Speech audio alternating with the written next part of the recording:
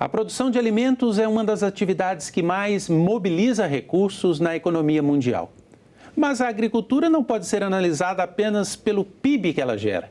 Do outro lado dessa indústria estão as pessoas, que têm direito a uma alimentação saudável, mas muitas vezes não têm acesso aos alimentos produzidos. No programa de hoje, nós vamos discutir os caminhos para garantir a segurança alimentar. O nosso convidado é Daniel Balaban. Tudo bem, Daniel? Tudo bem. Que é representante no Brasil do Programa Mundial de Alimentos, o WFP. Muito obrigado por ter atendido nosso convite. Eu queria, antes da gente falar de números, dessa indústria da alimentação, de falar de desperdício, de produção, de fazer uma pergunta central. Do ponto de vista do direito internacional, a alimentação, ela é um direito humano? Como é que internacionalmente se vê esse tema? A Carta dos Direitos Universais do Ser Humano das Nações Unidas já aponta o direito humano à alimentação. O Brasil mesmo, ele tem dentro da sua Constituição o direito humano à alimentação adequada. Então, a maioria dos países do mundo, eles já pressupõem a alimentação como um direito humano. Talvez seja um dos direitos humanos que sejam mais violados ao redor do planeta, porque nós ainda temos quase 733 milhões de pessoas sem acesso a qualquer tipo de alimento, em situação de insegurança alimentar e nutricional graves no planeta. Significa fome, é um nome bonito, pomposo para representar a fome, E isso significa que esse direito não está sendo garantido na maioria dos países. Você trouxe esse dado, 733 milhões de pessoas, nós temos 2,8 bilhões de pessoas que não têm acesso a uma alimentação saudável. Eu queria que você explicasse a diferença entre esses conceitos, Porque nós estamos falando de fome, insegurança alimentar, falta de acesso à alimentação saudável. Qual que é a diferença entre esses vários conceitos? Muito bem. A gente classifica a insegurança alimentar e nutricional, Hoje tem essa diferenciação, alimentar e nutricional. Porque muitas vezes você tem alimento, mas o alimento não é nutricionalmente adequado. O que significa isso? Ele não tem os nutrientes necessários. Você come uma comida ultraprocessada, ela te mata a fome, você não sente fome, mas você não tem as vitaminas, os minerais necessários ao seu crescimento biopsicossocial, nome bonito, Então, por isso que existe esse conceito de insegurança alimentar e nutricional. Então, nós temos hoje 3 níveis, o grave, moderado e leve, O grave é quando as pessoas realmente não têm acesso a qualquer tipo de alimento, seja ele bom ou ruim. Esse é o que está com fome mesmo. 733 milhões. Então, é por isso que eu falo, é fome, As pessoas não têm acesso a qualquer tipo de alimento. O moderado é aquelas pessoas que têm acesso, mas o alimento não é adequado e às vezes é uma alimentação por dia, Aquela pessoa que tem que escolher o almoço ou o jantar, é uma alimentação por dia e mesmo assim não é o adequado. E o leve é aquela pessoa que tem acesso, mas o alimento também não é adequado, não é um alimento nutricionalmente equilibrado e adequado ao ser humano. Então, se você pegar das 3, mais da metade do planeta hoje sofre de algum tipo de insegurança alimentar e nutricional. Não por falta de alimentos produzidos. Não por falta de alimentos, exatamente. Nós temos hoje uma produção de alimentos no planeta suficiente para alimentar adequadamente, nutricionalmente, praticamente toda a população e ainda sobra, O problema todo hoje, ele é relacionado a várias vertentes. A gente sempre fala, os Cs, Primeiro, a questão de conflitos, onde tem guerra, onde tem conflito, as pessoas estão alijadas de alimentação. Então, hoje, grande parte do planeta, nós sabemos dos conflitos, Ucrânia com Rússia, a gente vê ali o Oriente Médio, a faixa de Gaza, agora o Líbano, mas a gente lembra de outros conflitos que já estão há muito tempo, Mianmar, Iêmen, Sudão do Sul, várias regiões da África, são conflitos que já têm muitos anos. E essas pessoas todas estão alijadas de uma alimentação adequada, O outro C seriam as crises, a crise climática, que tem feito com que grande parte da produção mundial seja afetada com grandes secas, ou com grandes enchentes, ou com vendavais, ou tudo isso que a gente tem visto acontecer no planeta. E isso destrói a plantação, né? Tem sido o outro C, né? A crise climática. E as crises econômicas também são, talvez, um dos maiores. As pessoas não têm acesso, não têm dinheiro. É o caso brasileiro. O Brasil é um grande produtor de alimentos. Você vai no supermercado, tem alimentos de todos os tipos, mas as pessoas não têm o poder aquisitivo para comprar uma alimentação de qualidade. Então, acabam se alimentando mal no dia a dia, naquela correria, né? Comem qualquer coisa para se manter de pé. Então, esse é um outro problema.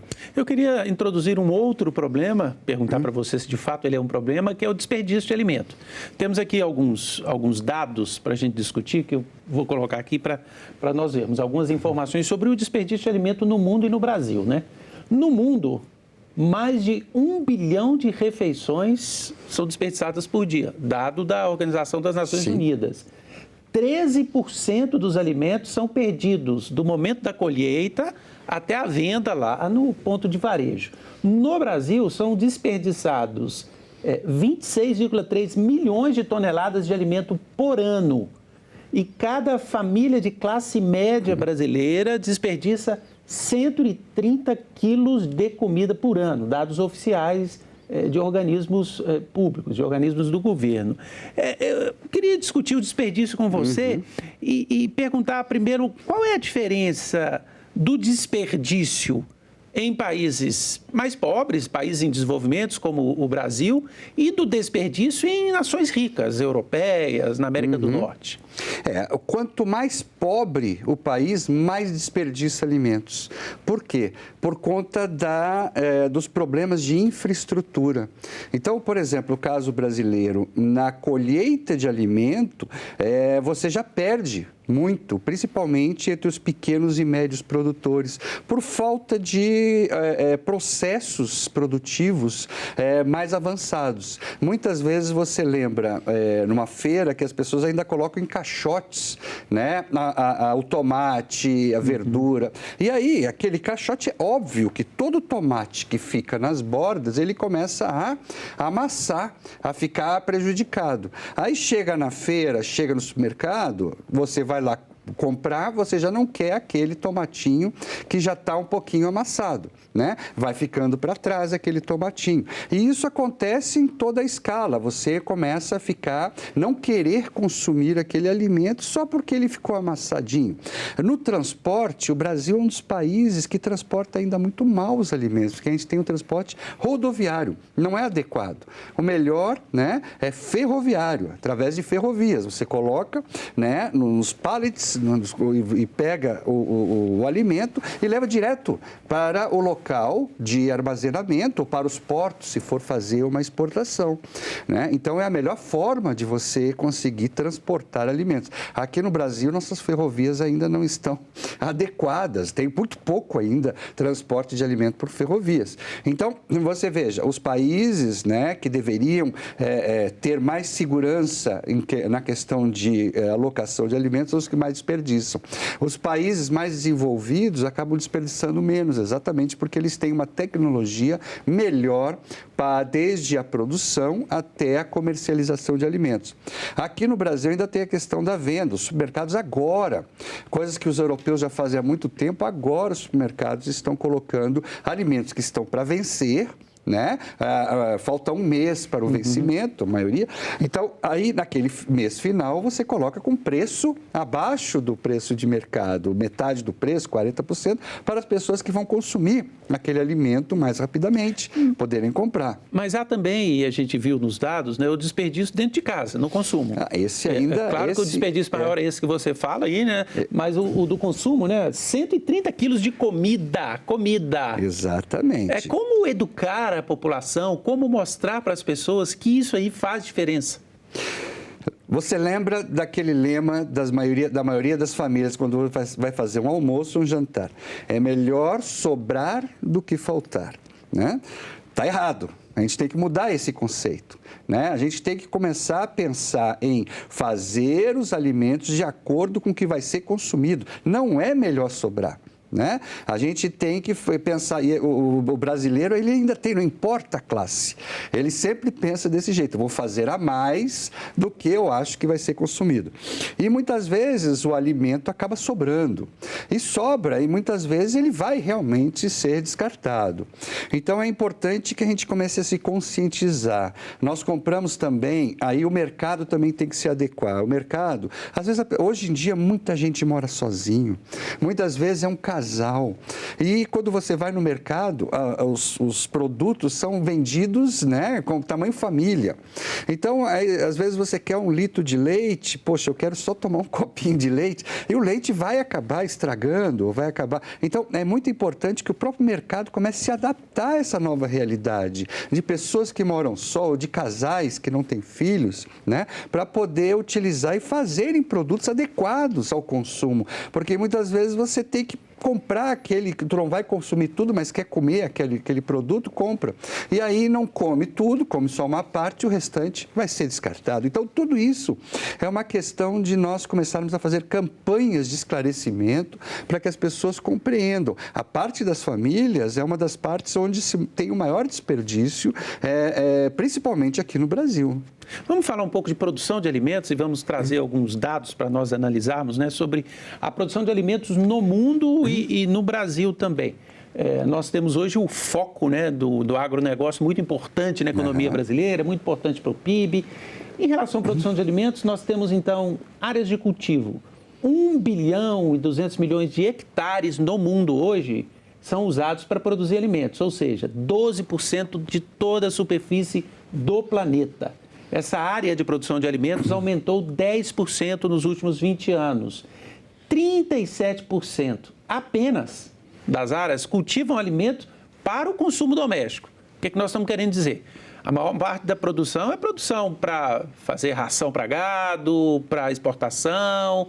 Esse foco na grande produção, ele é o melhor foco para você resolver o problema da fome no mundo ou não? De forma alguma, de forma alguma. Você levantou uma das questões hoje que estão sendo discutidas em vários fóruns mundiais relacionados à agricultura. O caso brasileiro, vamos aqui colocar os pingos nos is logo. A questão da soja. Nós produzimos muita soja. A grande maioria dessa soja produzida no Brasil é para exportação. O grande comprador da soja brasileira é a China, e o destino dessa soja são porcos e animais chineses. Por que que os chineses não plantam soja? Porque soja requer muita água para você plantar, muita água. E na China não tem água. Isso foi o próprio chinês que um dia me explicou, porque eles poderiam estar plantando. Então, eles preferem comprar soja de outros países para alimentarem os seus animais, que serão consumidos pela população mais proximamente. Mas hoje, esse problema de cultivo de alimentos que não sejam para consumo doméstico é um dos problemas mundiais, porque o agro aqui, agronegócio, o nome já diz, é um negócio. Então, você é voltado para o lucro, para ter dinheiro, para um retorno financeiro. Nada contra. Mas, ao mesmo tempo, você deixa de plantar alimentos necessários para o consumo humano por conta de que esse plantio hoje é muito mais lucrativo. Então, você está focando apenas no retorno financeiro, enquanto que o retorno humano dessa atividade não é compatível com o que nós estamos fazendo. A OCDE projeta um crescimento anual de 1,1% na produção de alimentos nos próximos 10 anos. Já a demanda aumenta 1,3%. Tendo em vista isso que você acabou de falar, não quer dizer, então, que esses dados que a gente vê permanentemente de crescimento de produção, de agricultura bombando, de exportação, de PIB agrícola bombando, não quer dizer que isso represente mais segurança alimentar? De forma alguma. Isso representa mais retorno financeiro, né? Então, ele entra dentro do quadro de exportações de um país. É muito importante para a economia do país. Mas, em termos humanos, não é. Em termos de segurança alimentar e nutricional, não. Exatamente por isso, porque não todo esse alimento serve para consumo humano. Então, acaba fazendo com que grande parte da produção... E é um problema, porque, como é mais lucrativo, muitos produtores de alimentos humanos acabam deixando de lado essa produção para produzir esse produto, porque vai dar um retorno financeiro melhor. Então, esse é um problema. Por isso, a discussão hoje em termos de repensarmos os nossos sistemas alimentares mundiais. A ONU tem proposto esse debate em todos os países do mundo. É preciso, então, por exemplo, nessa direção, incentivar ou apoiar ou fazer com que cresça mais a chamada agricultura familiar, que nada mais é do que a pequena produção que está espalhada, que não está concentrada? Exatamente. O pequeno agricultor familiar é aquele que realmente produz os alimentos que nós todos consumimos no país, né? Segundo as estimativas, praticamente, eles produzem 70% do que é consumido internamente aqui no Brasil. Não vem do grande agronegócio que está focado em exportações e negócios. Vem do pequeno e do médio agricultor familiar. Frutas, verduras, legumes, ovos, peixe, né, frango, tudo aquilo que a gente consome no dia a dia, né, vem deles. Então, é muito importante para qualquer país do mundo focar e dar incentivos aos pequenos produtores familiares, porque eles são a base de sustentação exatamente de produção de alimentos para aquela população.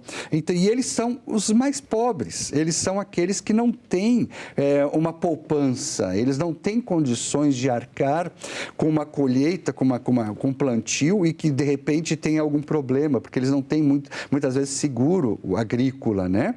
Então é muito importante que o próprio governo faça políticas de incentivo a essa parte da população, e eles são também, eu sempre digo que eles são os nossos heróis, porque produzem, mas eles também são as maiores vítimas, porque quando eles não são incentivados e tem algum problema climático, uma seca, por exemplo, eles abandonam sua gleba de terra, que às vezes é de 2 hectares, 3 hectares, e tentam a vida nas grandes cidades e vendem a qualquer preço aquela terra. Isso faz com que mais pessoas se aglomerem nas grandes cidades, enquanto essas pessoas poderiam estar no campo, produzindo alimentos, que era o que eles sempre sonharam fazer. Um outro problema para se garantir a segurança alimentar é a contaminação. Nós temos hoje que mais de 600 milhões de pessoas adoecem, 420 mil morrem a cada ano em decorrência do consumo de alimentos contaminados. Por que isso? Onde acontece essa contaminação e como combater? Isso acontece muito por conta do uso de pesticidas e de venenos agrícolas. Nas grandes produções é muito difícil hoje, logicamente que existem as produções agroecológicas que estão crescendo, mas para que elas cresçam cada vez mais sem o uso de agrotóxicos, sem o uso de pesticidas, elas têm que ser incentivadas. Você tem que pagar mais caro porque a pessoa vai ter um plantio muito mais oneroso. Ele vai ter que cuidar mais daquela produção. E é óbvio, se o pesticida acaba matando as pessoas que usam com todas aquelas... Imagina quem consome. Entendeu? Eu não acredito quando dizem, não tem qualquer problema. Gente, pesticida é pesticida, por isso que o nome é pesticida, né? Então, ele é um veneno, que ele mata insetos, mata as pestes, mas ele é algo que, se ele está lá, e se você for consumir e ele ainda continuar naquele produto, você vai estar consumindo aquele veneno, né? Então, várias partes do mundo, eles são proibidos, né? Inclusive para utilização no plantio. Aqui no Brasil ainda existe uma permissividade muito grande para o uso desses pesticidas. Eu acho que isso é o momento de se repensar. Muitos cânceres e muitos problemas de saúde que as pessoas têm, eu não posso dizer, mas podem ser vindos desse uso. Eu queria falar de diversidade, né? Hoje se percebe pouca diversidade na produção. Embora mais de 6 mil espécies de plantas sejam cultivadas para alimentação, apenas 9 representam 66% da produção total. Ou seja, nós estamos comendo as mesmas coisas. Esse seria um problema? O que esse problema acarreta? Uma falta de equilíbrio na alimentação? Exatamente. Comida e cultura. Né? E nós temos que cada vez mais incentivar aquela comida de cada região, né? Então você vai no Pará, o tacacá, né? O tucupi, aquela coisa toda. Você vai lá no sul, né? Tem as comidas típicas de cada região e a gente tem que incentivar isso. Nós não temos que centralizar produções. Essa é a história da gente consumir as mesmas coisas, exatamente porque a indústria acaba produzindo, principalmente em processados e ultraprocessados, praticamente as mesmas coisas. Se você for num supermercado na Europa, nos Estados Unidos e ir naquelas seções de congelados, você vai ver sempre as mesmas coisas, né? Porque aqui mesmo também a gente começa a ver as mesmas coisas. Isso por quê? Porque aquela pessoa que está sempre atarefada, correndo, né? Chegou de noite, ele não teve tempo de ir numa coisa, pegou qualquer coisa para botar né? Ali no micro-ondas para comer, para se sentir, né? que comeu alguma coisa, né? E isso é fruto da correria do mundo atual. E nós temos, eu gosto muito de alguns países europeus que eles têm uma cultura de alimentação, por exemplo, na Itália, você senta num restaurante e os próprios atendentes, eles querem que você vá devagar, que você curta aquela comida, que aquilo ali seja um momento, né, de relacionamento seu com aquele alimento, né? Não naquela coisa do dia a dia, que você não sabe nem o que você está comendo. Então, é muito importante que a gente volte e alimento é cultura, e que a gente comece a experimentar novos sabores, né? Como você disse, o mundo está cheio de sabores, tem plantação de tudo quanto é coisa, e a gente tem que se permitir conhecer novos produtos e novos sabores. Qual a situação do Brasil hoje em relação a esse tema? Segurança alimentar. Nós sabemos que nos últimos anos houve um aumento do número de pessoas com fome. Esse ano passado para cá, essa tendência tem mudado. Qual é o balanço que você faria hoje da situação do Brasil? É muito importante que nós lembremos que não existe mágica na questão de segurança alimentar e nutricional. Se você não foca no assunto, não faz políticas direcionadas a esse assunto, é óbvio que começa a aumentar o número de pessoas em insegurança alimentar e nutricional. O Brasil, no início do século, com o Betinho, com todas aquelas campanhas, né? O Brasil começou a falar o tempo todo sobre a questão da segurança alimentar. Lembro do início do século, campanhas, né? Fome zero, que ninguém mais passe fome. Ele estava todo mundo discutindo, era pauta. Então, todas as políticas estavam voltadas para aquilo. O que aconteceu? O Brasil, até o ano de 2015, praticamente zerou a questão da insegurança alimentar, saiu do mapa da fome. A partir de 2015, ninguém mais falava nesse assunto, não era mais um assunto pautável, né? Então, ninguém mais achando que resolvemos. Porque esse não é um assunto que se resolve once and for all, de uma vez por todas. Você tem que estar sempre mantendo políticas, né, nesse sentido. E ali, o que aconteceu? Começamos a ter crises econômicas, o dinheiro começou a baixar, os orçamentos públicos começaram a diminuir, começaram a cortar projetos e políticas que eram sensíveis a essa pauta. O que aconteceu? Aumentou consideravelmente o número de pessoas em insegurança alimentar e nutricional. E aí nós tivemos, para piorar, a Covid, a pandemia, que aí piorou totalmente o cenário. Então, é importante dizer que essa pauta de combate à insegurança alimentar e nutricional é uma pauta permanente para qualquer país do mundo. Se os países nórdicos, os escandinavos, que são os países que têm menos fome hoje no mundo, pararem de fazer políticas sociais, eles vão ver a fome aparecer.